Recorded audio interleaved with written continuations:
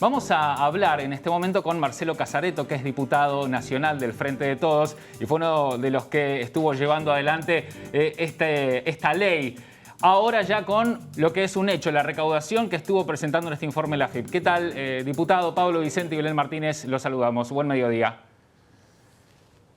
¿Qué tal? Un gran saludo a ustedes, acá desde Entre Ríos. Muchísimas gracias por atendernos, diputado. Con respecto a este número que estuvo presentando a priori la AFIP, ¿lo ve como un número positivo, más allá de lo que recién hacíamos referencia a las personas que todavía no terminaron de presentar este pago correspondiente? Sí, creo que es un hecho muy importante. Nosotros apenas llegó la pandemia a la Argentina, por marzo del año pasado, en abril comenzamos a discutir cuál era la mejor forma de financiar las erogaciones necesarias de la pandemia. En abril empezamos a hablar de este tema, fuimos reuniendo consenso, primero dentro del bloque del Frente de Todos, luego con el resto de los bloques. Finalmente obtuvimos una mayoría estrecha para poder aprobar esta ley en noviembre en Cámara de Diputados, en diciembre en Cámara de Senadores. El presidente promulgó la ley, ya es ley, pero el verdadero desafío estaba en cuál era el impacto que íbamos a tener en la recaudación.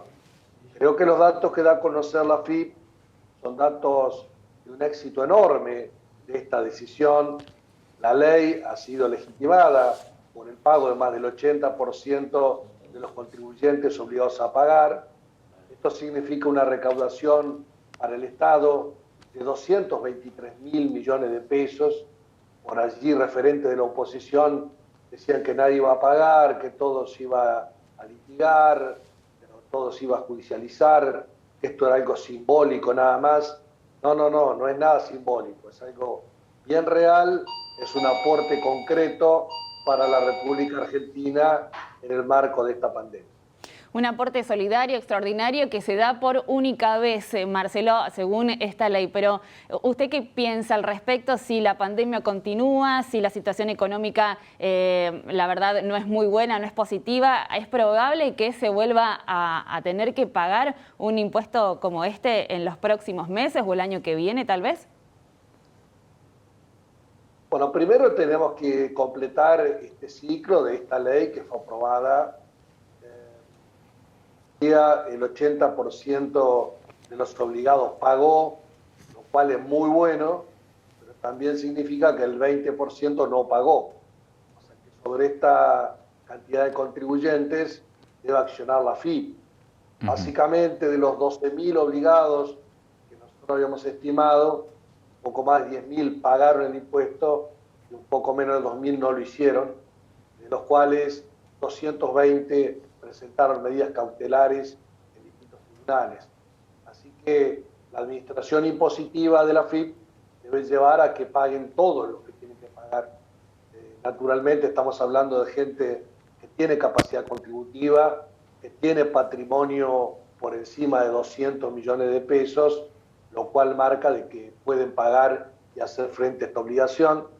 Es justo y realmente es necesario para financiar las erogaciones de la pandemia.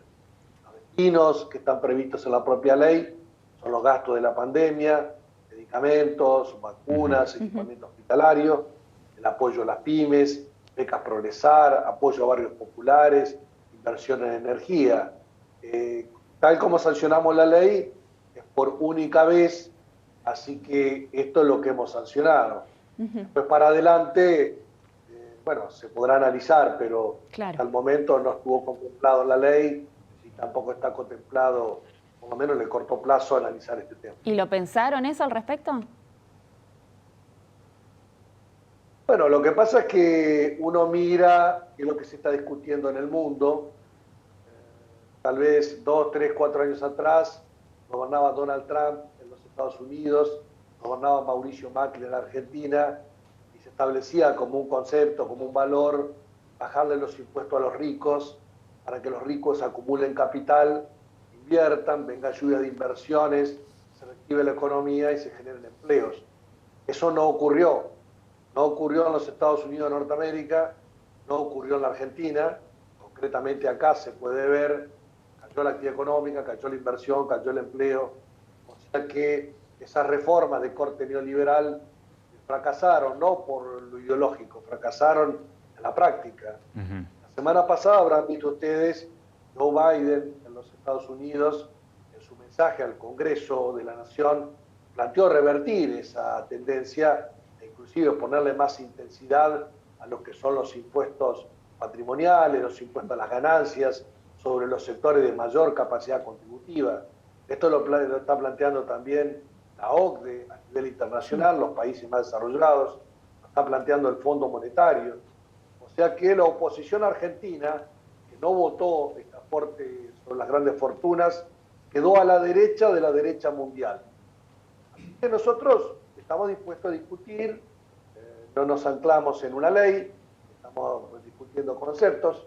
Habrán visto ustedes lo que fue y es la discusión del impuesto a las ganancias sobre personas físicas y sobre personas jurídicas. Así que seguramente a futuro va a haber mucha tela para cortar.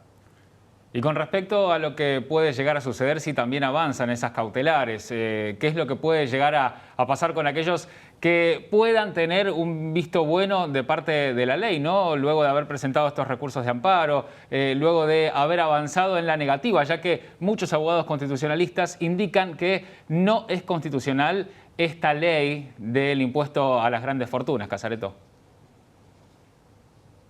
Bueno, nosotros creemos que es constitucional, lo analizamos en el Congreso, lo analizamos en la Cámara de Diputados, lo analizamos en la Cámara de Senadores, y claramente la sociedad argentina lo ha aceptado. O sea que si más del 80% de los obligados pagaron, lo que era el lobby fuerte que hicieron los abogados para conseguir clientes sin litigar, han fracasado. Ajá. Creo que los que han presentado cautelares las van a perder, van a tener que pagar el impuesto y además van a tener que pagarle esos costosos honorarios por hora que le cobran esos costosos abogados que están litigando. Así que me parece, como decimos acá en Entre Ríos, que le va a terminar costando más caro el collar que el perro. Claro, tendrían que haber pagado o tendrían que haber accedido directamente antes de ir dando vueltas, ¿no?, con abogados y todo, según entendemos lo que nos está diciendo.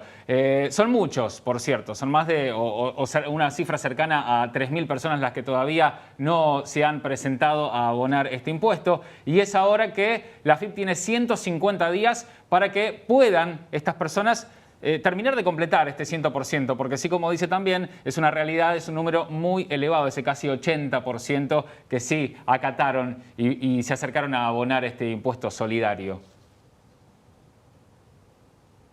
Sí, nosotros creemos que hay una proporción.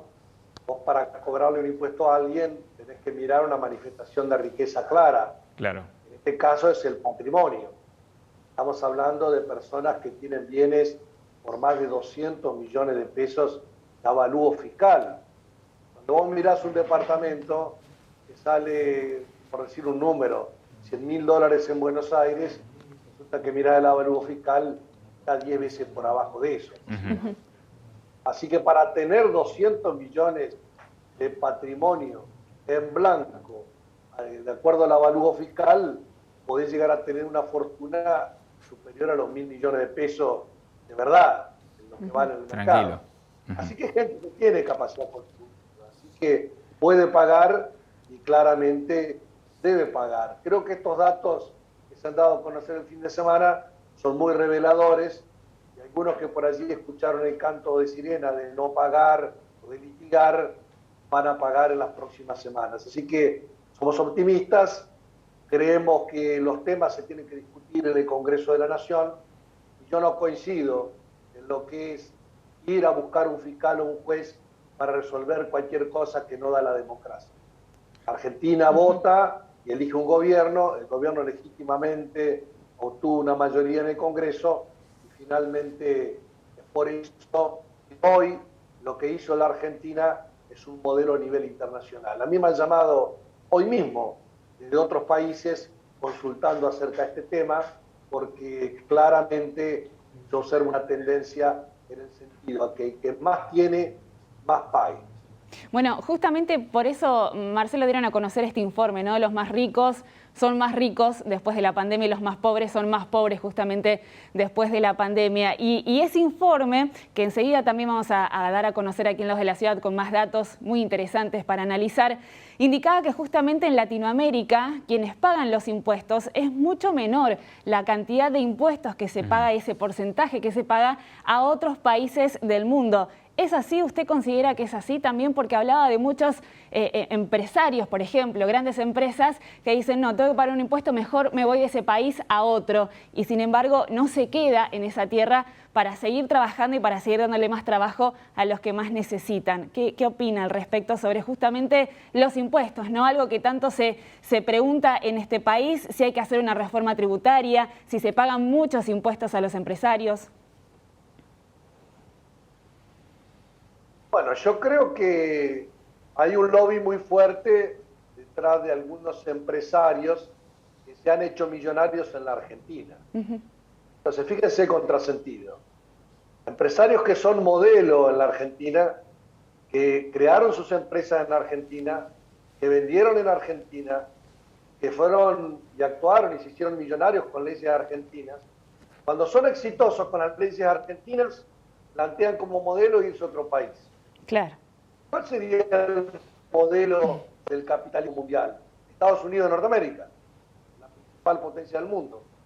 Y el presidente de Estados Unidos, Joe Biden, está planteando las cosas en el mismo sentido que la estamos planteando nosotros. ¿Y cómo? Los ciudadanos de Estados Unidos están buscando irse a países pseudo paraísos fiscales donde tiene una carga impositiva menor. Y lo plantea a la OCDE y al Fondo Monetario, el cual dice, bueno, tendría que haber un impuesto sobre las personas mínimo a nivel mundial, un impuesto sobre las sociedades mínimo a nivel mundial. Así que los empresarios miserables que se hicieron millonarios en la Argentina y se van a vivir al Uruguay, la verdad que se queden a vivir allá y no opinen más de la Argentina, que no tienen autoridad moral para ahorrarse unos pesos e irse de la Argentina. O sea, opinemos, ustedes, nosotros, estamos acá, vivimos, tomamos el transporte público, pagamos nuestras cuentas, nuestros hijos van a las escuelas acá, o sea, accedemos a los servicios argentinos, y no aquellos que en un exilio dorado nos pretenden dar recetas equivocadas, recetas que han fracasado en todo el mundo. Clarísimo, Marcelo, muchísimas gracias por estar con nosotros. Le mandamos un abrazo de parte de todo el equipo de La Voz de la Ciudad.